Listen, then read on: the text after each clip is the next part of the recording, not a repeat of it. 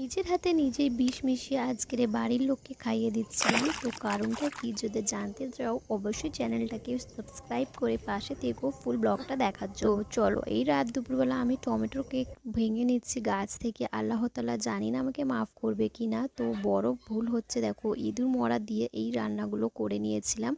তারপরে সমস্ত রান্নাবান্নাকে ফেলে দিতে হলো। আবারও সুন্দর করে ডাল আলু ভাতে গুছিয়ে রান্না করে নিচ্ছি। আসসালামু আলাইকুম বন্ধুরা, কেমন আছো সবাই, কি অবস্থা? তো আজকের সকাল থেকে দেখছি বৃষ্টি পড়েই যাচ্ছে, মানে গতকাল আগে রাত থেকেই ভোরের বেলা থেকে মানে বৃষ্টি পড়ছে। তো গাছপালার অবস্থা এমন। আর তোমাদের দাদা দেখো এই মাছ নিয়েছে, খুব শখ করে মাছগুলো কিনে নিয়েছে, বলেছে যে ডাঁটার ঝোল দিয়ে খাওয়া হবে।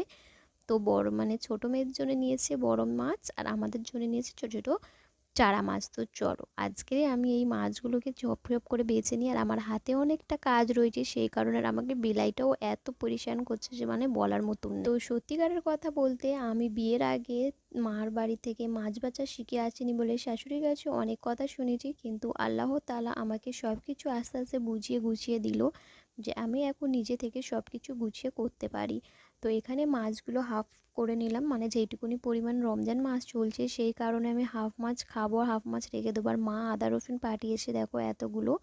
তো আমি এখন মাপছি তো কতগুলো হচ্ছে। তো শাশুড়ি এখানে হিমচে শাক তুলে দিয়েছিল, ওরই বড়া করব। তো এখন রান্না করতে অনেকটাই দেরি হয়ে গিয়েছে, তো ঝপঝপ রান্নাগুলোকে গুছিয়ে করে নিই। আর সত্যি কথা বলতে একটা মেয়ের সংসার সুখে তখনই হয় যখন একটা মেয়ের বাজার ঘাট ঘরে পুরোটা ভর্তি থাকে, তখন মনটাও খুশি থাকে যে না আমার সংসারে উন্নতি রয়েছে, বাজার রয়েছে। তো এখানে আমরা বাজার মানে সমস্ত কিছু ইফতারের জন্য কুচিয়ে নেওয়া হয়েছে। তোমাদের দাদা আবার তরমুজ কিনে নিয়ে এসেছিলো।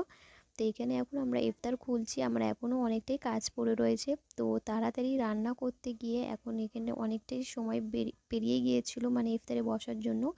তো এখন সবাই মিলে গুছিয়ে ইফতার করে নিচ্ছে। আজ দেখতে দেখতে অনেক কটাই রোজা হয়ে গেছে। এই ভিডিওটা আমার মানে পাঁচটা রোজাই ভিডিওটা করা।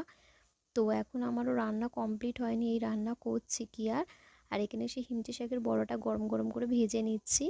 তো চলো বড়াগুলোকে ভেজে নিই। হিমচে শাক আমাদের এখানে জলাই হয়, তো এখানে লাল লাল করে ভেজে নিলাম।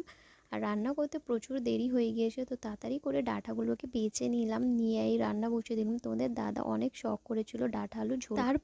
তারপরে আমার হাতে এত বড় একটা সর্বনাশ হয়ে গেছে যে বলার মতো নেই। নিজের হাতে নিজেই বাড়ির লোককে বিষ খাইয়ে দিচ্ছিলাম আমি।